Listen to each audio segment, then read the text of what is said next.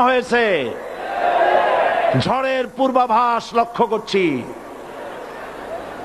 যদি মোকাবেলা করতে না পারেন সক্ষম ভাবে, এমন অন্ধকার গাঢ় কালো অমাবস্যার রাত আসতে পারে যার সুবে সাদেক হওয়া অসম্ভব।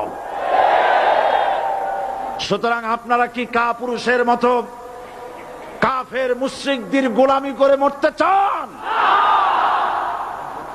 বিড়ালের মতো 500 বছর বেঁচে থাকার কোনো লাভ নাই।